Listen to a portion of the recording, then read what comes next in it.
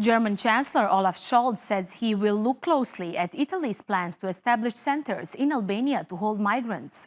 Scholz says Albania is a candidate for EU membership and that challenges like migration need to be addressed on a European level. The deal signed between Albania and Italy has raised human rights concerns, including from the Council of Europe. Several groups say the agreement is illegal and unworkable. Italian Prime Minister Giorgia Meloni says the deal could be a model for deals between the EU and non-member countries. But the European Union issued a response demanding Italian authorities detailed information on the deal, as it needs to comply with EU's Dublin regulation, which states that the first country in which migrants arrive must host them and process their cases. Adam Amunu explains.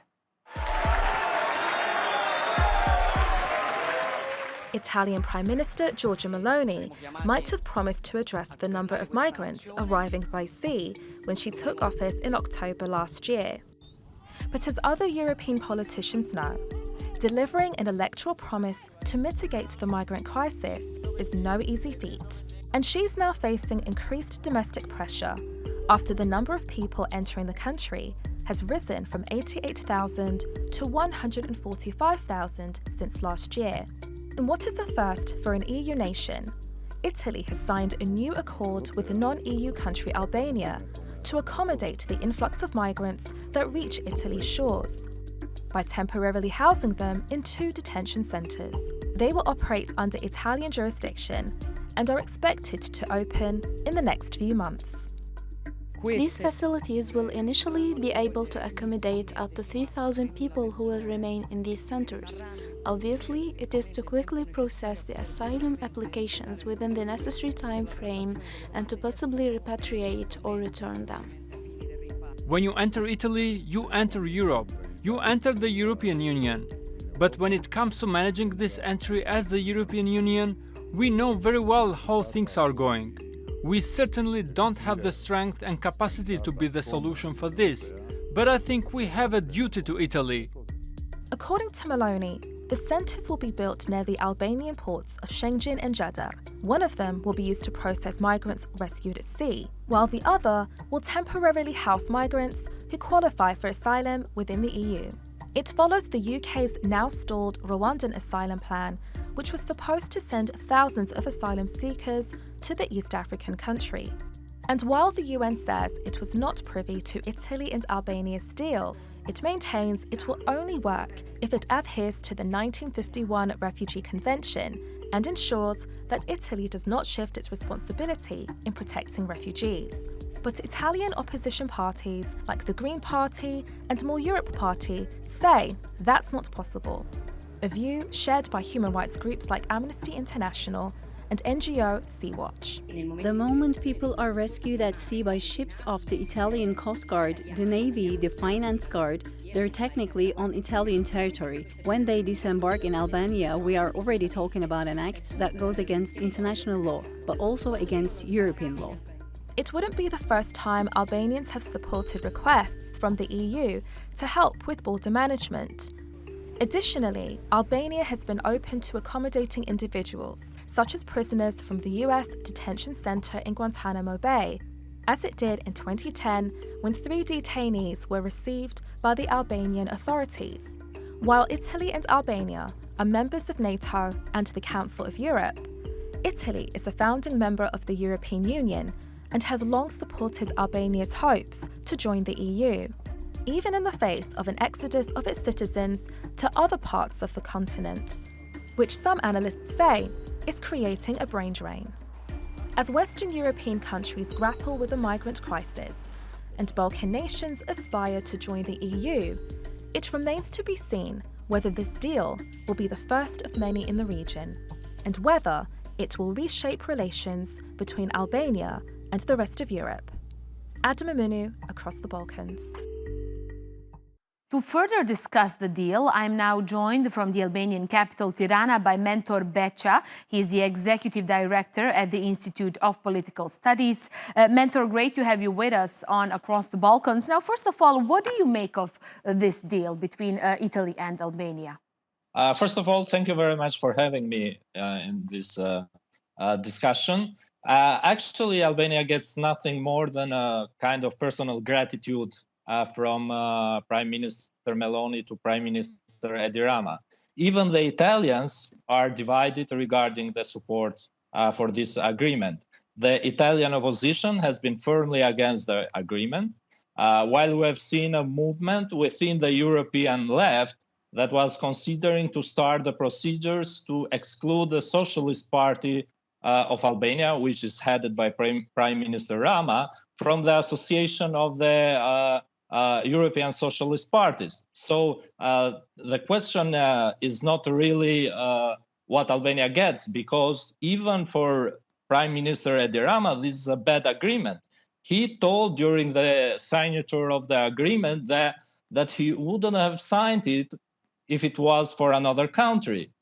This, he said, he did because it was Italy, and we have a debt, a historical debt, because we have a lot of immigrants in Italy, that he signed this agreement. But can he do that? Can he do that? Is Albania in a position to do that? Albania is one of the poorest countries in Europe and faces so many challenges of its own challenges at the moment. So why? Why now? Actually, I would like to expand a little bit the argument. The problem is that with the substance of the agreement, Rama told that when Rome calls, then Tirana answers. Now imagine if Athens calls, where almost 1 million people, Albanian people, live there. If Berlin calls, if Istanbul calls, what happens to Albania? Albania becomes a big center for the processing of immigrants. So the rationale behind the signature of this agreement doesn't really stand, and it needs to be explained. Of course, coming to your question, Albania has no capacities to host such big numbers.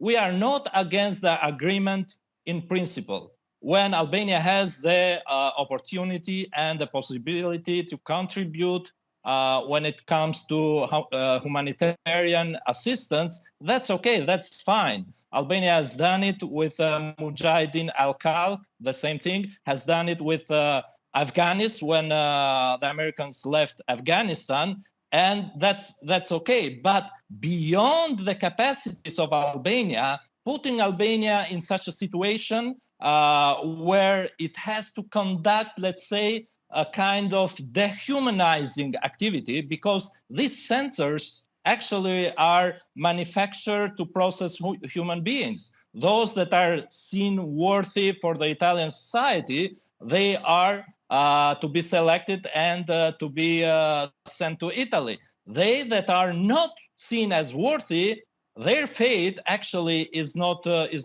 quite clear, because Italy doesn't have agreements of repatriation with a lot of countries from which these people are coming. Exactly, this is my question.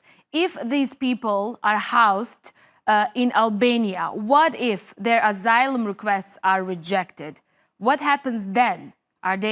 Will they continue to be in Albania, or what are the next steps? There's a lot of confusion about how will this actually work, as this is the first time that an EU country is outsourcing asylum procedures to a country that's actually not a part of the EU, is just wants to join the bloc.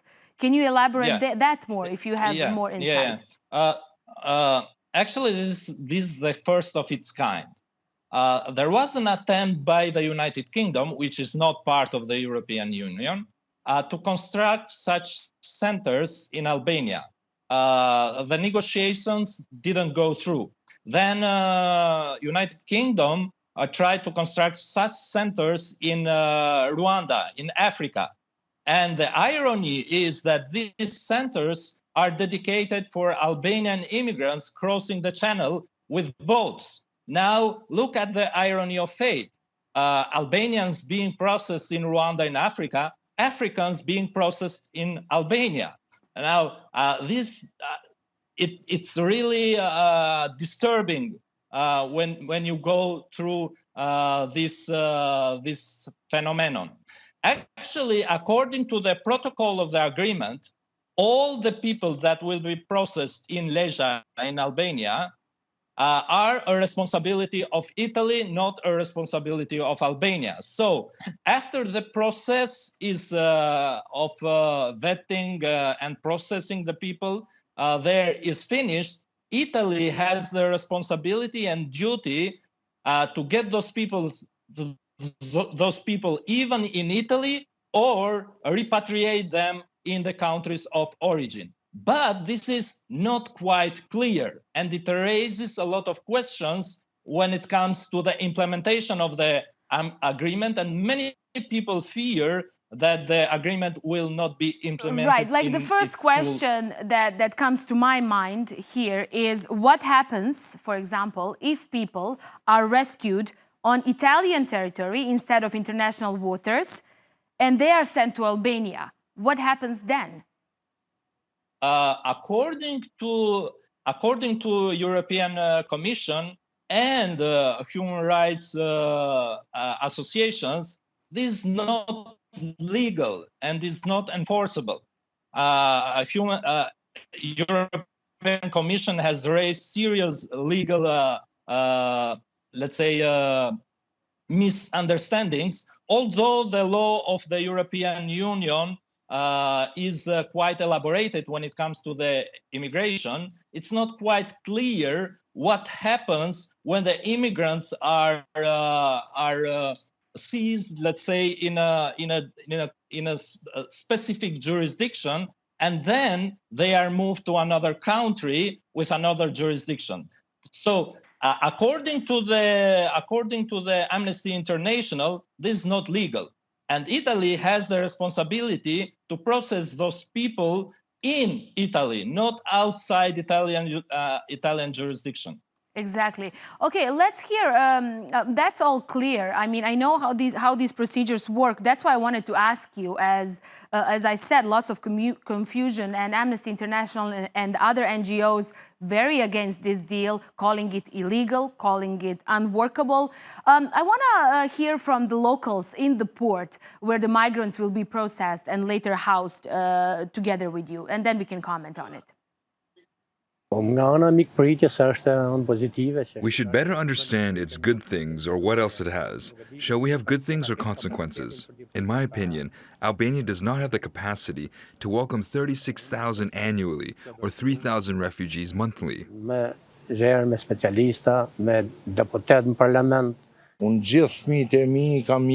All my kids are abroad. They have welcomed us for 30 years now. It is up to us to say a good word, to keep them, and show our open heart. How much we can hold them is another thing. We are also in need ourselves.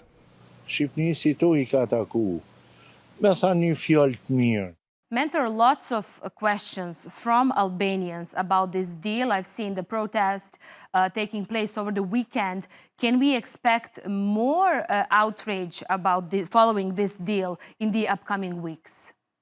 There are several arguments here.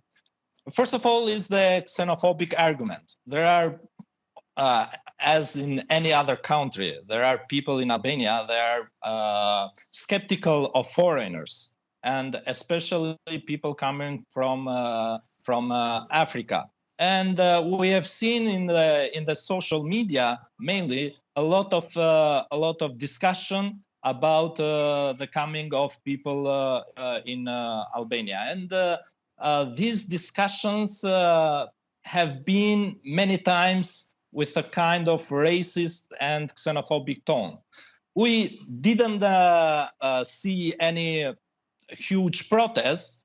There was an attempt of a protest in Leja, but it was very small. It was organized by the opposition, but not many people attended this protest. So it's not about the protest, and it's not about xenophobia. The real argument here is the humanitarian one. Now, Albania is not engaged in this case in a humanitarian activity. For the contrary, we are putting ourselves in an activity which is dehumanizing in its nature. So it's not the responsibility of Albania to be engaged in such activity, to take this from the Italian shoulders and to put on the Albanian shoulders. And this is the problem, because we are a nation of immigrants. Why is then Edi Rama again agreeing to this deal with Giorgia Meloni? Actually, beyond its personal gains, I don't see any benefit for Albanian society, because it doesn't contribute even to the Albanian to the process of European integration. Because we had the support of Italy, we are not gaining anything extra from Italy when it comes to the European integration process. It's really difficult. Can Meloni, sorry, Mentor, let me jump in. That's exactly my point. Can Meloni at least speed up the EU, Albania's EU bid in some way? Could this be behind this deal? And can Italy do anything to speed up Albania's EU accession talks? There is nothing that Italy can do to speed up the process of Albanian integration into the European Union. Now we are in a difficult relationship with Greece, for example. They have blocked the bid of Albania, and we are not sure if we are going to open the chapter as it was foreseen to be opened at the end of this year, because Greece has vetoed. So I don't see any way how Italy can help to speed up this process. Okay. Under such circumstances, to understand the rationale of this agreement is really difficult. Indeed, it is. Mentor Becha, great to have your insights for us on Across the Balkans. Thank you again. That's it for this week. Thanks for watching. We'll go back to our top story now and leave you with pictures from pro-Palestinian rallies across the region. See you next time. Bye-bye for now.